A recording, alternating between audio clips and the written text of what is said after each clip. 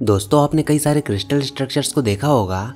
आपने तमाम क्रिस्टल्स के बारे में स्टडी की होगी। बट जो सबसे सिंपलेस्ट क्रिस्टल है जिसको आप अपनी डे टू डे लाइफ में देखते हो, जिसको आप इजीली समझ सकते हो, वो है एक आइस क्रिस्टल, एक आइस क्यूब, जो कि नॉर्मली हम सबके रेफ्रिजरेटर में मिल जाता है। बट मैं आपसे ये सवाल पूछना चाहता हूँ कि आखिर ये आइस क्रिस्टल कैसे फॉर्म होता है, ये कैसे बनता है? तो इसका जवाब काफ़ी आसान है। इसके लिए हम सिंपली एक ट्रे में वाटर को भरते हैं और फिर उस ट्रे को फ्रीजर में रख देते हैं। फ्रीजर में रखने के बाद वाटर का टेम्परेचर धीरे धीरे कम होने लगता है, और जब वाटर का टेम्परेचर काफ़ी सफिशिएंटली कम हो जाता है तो एक ऐसी स्टेज आती है जब वाटर अपने फेस को चेंज करता है। वाटर लिक्विड स्टेट से सॉलिड आइस में कन्वर्ट हो जाता है, और इस प्रोसेस को हम बोलते हैं फेस ट्रांजिशन। यहाँ पर क्या हुआ, फ्रीजर के अंदर का टेम्परेचर काफ़ी ठंडा हो चुका था, जिसके कारण लिक्विड वाटर सॉलिड आइस में कन्वर्ट हो गया। बट ये जो फेस ट्रांजिशन होता है वो पूरे आइस क्यूब में परफेक्टली नहीं होता। अभी हम इसको ऐसे समझेंगे, जब वाटर लिक्विड से फ्रोजन स्टेट में स्विच करता है तो इस प्रोसेस की स्टार्टिंग एक पॉइंट से होती है जिसको हम कहते हैं न्यूक्लिएशन पॉइंट। ये पॉइंट कोई भी एक रैंडम स्पॉट होता है, और यही स्पॉट टेम्परेचर के कम होने के कारण धीरे धीरे पूरे वाटर में एक्सटेंड होता है और एक क्रिस्टल को फॉर्म करता है जिसको हम कहते हैं आइस क्रिस्टल। न्यूक्लिएशन पॉइंट से फेस ट्रांजिशन आउटवर्ड की तरफ स्प्रेड होता है और पूरे वाटर में फैल जाता है, जिसमें सारे मॉलिक्यूल स्पेसिफिक नीट और टाइडी वे में एक पर्टिकुलर डायरेक्शन में अलाइन होते हैं, जिससे हमको एक परफेक्ट आइस क्रिस्टल देखने को मिलता है। मतलब इसको ऐसे समझिए कि वाटर आइस में कन्वर्ट होने से पहले उसमें एक पॉइंट का जन्म होता है, और वो पॉइंट पहले फ्रीज होता है और फिर वो अपने सराउंडिंग को फ्रीज करता है। आई थिंक आप इसको समझ पा रहे होंगे, लेकिन रियल वर्ल्ड में ऐसा ज़रूरी नहीं कि एक आइस क्यूब में केवल एक ही न्यूक्लिएशन पॉइंट हो। देखिए, फेस ट्रांजिशन में थोड़ा टाइम लगता है, मतलब एक पॉइंट से पूरे लिक्विड को वाटर से आइस में कन्वर्ट करने के लिए थोड़ा टाइम लगता है। अब ऐसा बिल्कुल होता है कि उस टाइम के दौरान एक दूसरा न्यूक्लिएशन पॉइंट बन जाए और फिर वो दूसरी डायरेक्शन से अपने खुद के एक क्रिस्टल लैटिस को फॉर्म करने लगे।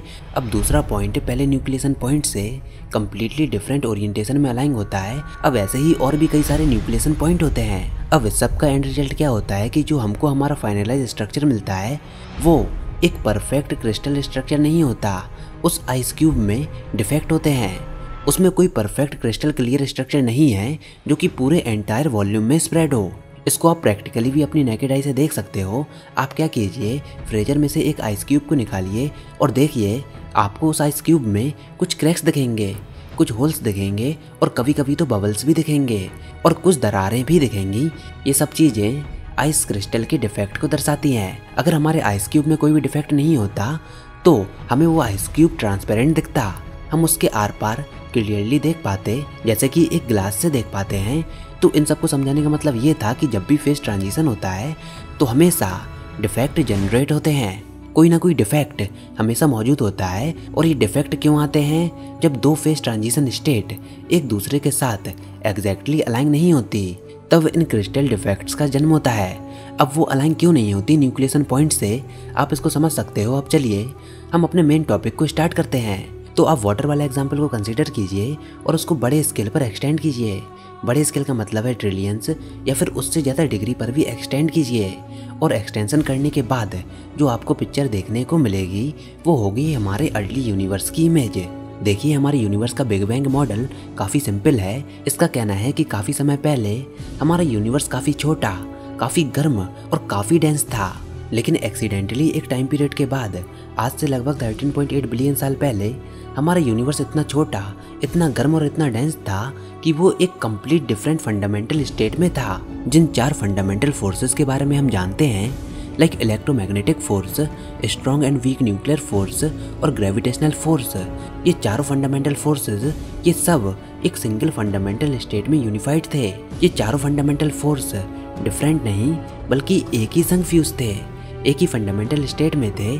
लेकिन जैसे ही बिग बैंग हुआ और यूनिवर्स कूल डाउन हुआ, यानी कि एक्सपेंड होने लगा अपने बिलियन ऑफ सेकंड में, तो उसके बाद ये चारों फंडामेंटल फोर्सेस जो कि पहले कंबाइंड स्टेट में थे वो धीरे धीरे एक दूसरे से अलग होने लगे और उन सब ने अपनी एक सेपरेट आइडेंटिटी बना ली।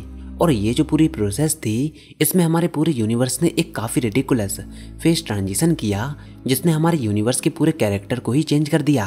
पहले फोर्सेस एक थे, लेकिन फेज ट्रांजिशन के बाद वो 4 फंडामेंटल फोर्सेस में चेंज हो गए। हमारे यूनिवर्स का पूरा कैरेक्टर ही चेंज हो गया और यहाँ पर फेज ट्रांजिशन हुआ। अब इसको बताने का मतलब ये है कि बिग बैंग से पहले 4 फोर्सेस एक कंबाइंड स्टेट में थे, लेकिन जब बिग बैंग हुआ तो वो सारे सेपरेट हो गए, और जब वो सेपरेट हुए तो यहाँ पर फेज ट्रांजिशन हुआ। अब जैसा कि हमने आइस क्यूब वाले एग्जाम्पल में देखा था कि जब भी फेज ट्रांजिशन होता है हमेशा डिफेक्ट जनरेट होते हैं। बाकी के फेज ट्रांजिशन की तरह हमारे यूनिवर्सल स्केल पर ये जो फेज ट्रांजिशन हुआ है वो भी बिल्कुल परफेक्ट नहीं होगा, उसमें भी इरेगुलरिटीज़ होंगी। अब हमारे यूनिवर्स में वो इरेगुलरिटीज़ कैसी होंगी उसको आप इमेजिन कर सकते हो। जो डिफेक्ट और क्रैक्स यूनिवर्स के स्पेस टाइम में बचे हैं, जो कि फोर्स ऑफ नेचर के स्प्लिट ऑफ ट्रांजिशन से डेवलप हुए हैं, वो काफ़ी वियर्ड और एग्जॉटिक हैं। बिल्कुल वैसे ही इम्परफेक्शंस और दरारें हैं जैसे कि आइस क्यूब में होती हैं।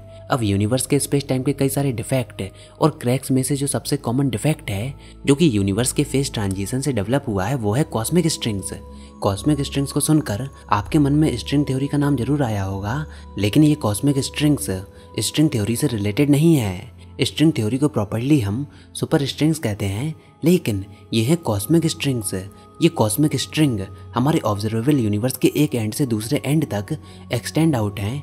आप कॉस्मिक स्ट्रिंग्स को एक वन डायमेंशनल डिफेक्ट समझ सकते हो। कॉस्मिक स्ट्रिंग्स ऐसी वन डायमेंशनल दरारें और क्रैक्स हैं जिनका जन्म हमारे यूनिवर्स के जन्म के साथ हुआ है, और ये स्पेस टाइम के फैब्रिक में ही मौजूद हैं। और जैसे जैसे यूनिवर्स ग्रो होगा ये कॉस्मिक स्ट्रिंग्स भी ग्रो होंगी। लाइक आप किसी बैलून में एक लाइन को ड्रॉ करते हो, तो जैसे जैसे बैलून को आप फुलाते हो तो बैलून के रेडियस इंक्रीज होने के साथ बैलून पे बनी हुई वो लाइन भी इंक्रीज होती है। बिल्कुल ऐसे ही जैसे जैसे यूनिवर्स एक्सपेंड होगा कॉस्मिक स्ट्रिंग्स भी एक्सपेंड होंगी। इसका मतलब क्या है कि ये पूरी तरह से स्पेस टाइम के वन डायमेंशनल डिफेक्ट हैं। हालांकि ये कॉस्मिक स्ट्रिंग्स पूरी तरह से कम्प्लीटली वन डायमेंशनल नहीं होती, यहाँ पर थोड़ा एक डिफरेंट कैरेक्टर है। दरअसल कॉस्मिक स्ट्रिंग की विड्थ एग्जैक्टली इस चीज़ पर डिपेंड करती है कि कैसे किस तरह से यूनिवर्स का फेज ट्रांजिशन हुआ है।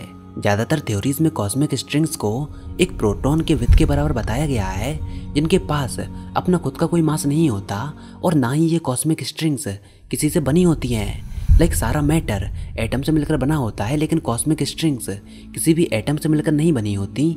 ये स्पेस टाइम के फैब्रिक में दरारें होती हैं, रिंकल्स होते हैं। लेकिन एटम से ना बने होने के बावजूद भी कॉस्मिक स्ट्रिंग्स के पास टेंशन होती है, जो कि स्पेस टाइम में डिफॉर्मेशन शो करती है, जिसके कारण ये ग्रेविटेशनल अट्रैक्शन को जन्म भी देती है। कॉस्मिक स्ट्रिंग्स के टेंशन के कारण हमको ऐसा मालूम पड़ता है कि उनके पास मास भी होगा। अब ये मास डेंसिटी पर डिपेंड करता है और स्ट्रिंग्स में अमाउंट ऑफ टेंशन पर भी डिपेंड करता है। एक अप्रोक्सीमेशन के लिए बताता हूँ कि लगभग 1 इंच कॉस्मिक स्ट्रिंग का मास माउंट एवरेस्ट के बराबर होगा।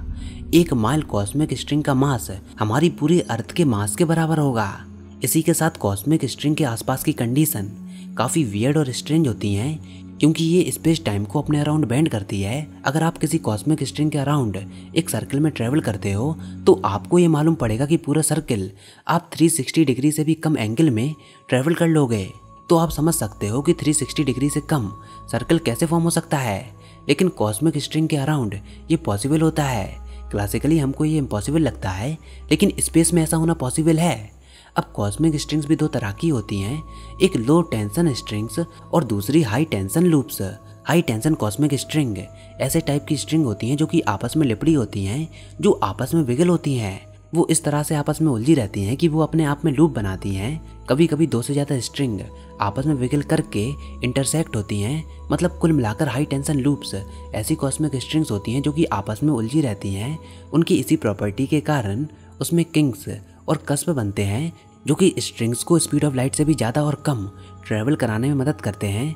कॉस्मिक स्ट्रिंग्स के इसी अप और डाउन मूवमेंट के कारण इनको क्लासिकली डिटेक्ट किया जा सकता है। क्लोज्ड लूप और कॉस्मिक स्ट्रिंग्स ग्रेविटेशनल वेव्स को जनरेट कर सकते हैं, लेकिन अभी तक हमने कॉस्मिक स्ट्रिंग से आती हुई कोई भी ग्रेविटेशनल वेव्स को डिटेक्ट नहीं किया। यहाँ पर एक और टेक्निक है जिससे हम कॉस्मिक स्ट्रिंग्स को देख सकते हैं, और वो है डिस्टेंट गैलेक्सीज को देखकर। देखिए, जो लाइट कॉस्मिक स्ट्रिंग से पास होकर आती है वो डिफ्लेक्ट हो जाती है। सो अगर इंसिडेंटली कोई कॉस्मिक स्ट्रिंग हमारे पृथ्वी के लाइन ऑफ साइट में डिटेक्ट हो जाए तो हमको डिस्टेंट गैलेक्सी की 2 इमेजेस देखने को मिलेगी। मतलब अगर हम कोई गैलेक्सी को डिटेक्ट कर रहे हो और उस गैलेक्सी के रास्ते में कोई कॉस्मिक स्ट्रिंग्स मौजूद हो, तो हमको उस गैलेक्सी की स्प्लिट हुई 2 इमेजेस देखने को मिलेंगी, जिससे हम ये पता लगा सकते हैं कि उस गैलेक्सी पर हमारी पृथ्वी के रास्ते में कॉस्मिक स्ट्रिंग्स मौजूद हैं। लेकिन अभी तक इसका भी एविडेंस हमारे पास नहीं है।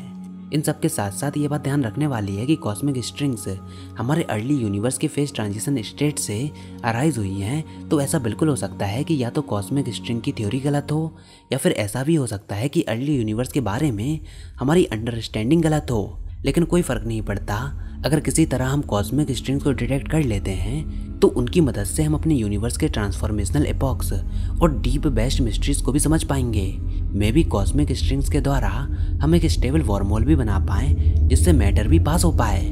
तो आई थिंक अब आप समझ गए होंगे कि कॉस्मिक स्ट्रिंग्स क्या होती हैं। जिस तरह बर्फ के क्यूब में हमको दरारें और क्रैक्स देखने को मिलते हैं, उसी तरह हमारे यूनिवर्स का भी जन्म हुआ। उसके साथ ही साथ हमारे यूनिवर्स में भी क्रैक्स और दरारें डेवलप हुई, जिनको हम अपने यूनिवर्स के स्ट्रक्चर डिफेक्ट मानते हैं। जिसमें अगर हम 1 डायमेंशनल डिफेक्ट की बात करें तो वो होंगे कॉस्मिक स्ट्रिंग्स। ऐसे ही 2 डायमेंशनल डिफेक्ट क्या हो सकते हैं, या फिर 3 डायमेंशनल या फिर एक्स्ट्रा डायमेंशनल डिफेक्ट क्या हो सकते हैं, उसके बारे में हम किसी और वीडियो में जानेंगे। और हाँ, इस वीडियो में हमने केवल कॉस्मिक स्ट्रिंग्स के बारे में ही जाना। हमने अभी तक ये नहीं जाना कि आखिर कॉस्मिक स्ट्रिंग्स के एडवांटेज क्या हैं, और एक बार अगर हम कॉस्मिक स्ट्रिंग्स को कंट्रोल करना सीख जाते हैं तो उससे हमको क्या बेनिफिट होंगे और उसके क्या एप्लीकेशन होंगे। इन सब के बारे में हम किसी और वीडियो में बात करेंगे। तो फिलहाल आज की वीडियो में बस इतना ही। आई होप आपको ये वीडियो ज़रूर पसंद आई होगी। अगर ऐसा है तो नीचे कमेंट सेक्शन में लिखकर ज़रूर बताइए। इस वीडियो को लाइक कीजिए, अपने दोस्तों के साथ शेयर कीजिए, और अगर आपने हमारे चैनल अभी तक सब्सक्राइब नहीं किया तो इसको सब्सक्राइब कर लीजिए, ताकि आगे आने वाली कोई भी वीडियोस और अपडेट्स आपसे मिस ना हो पाएँ।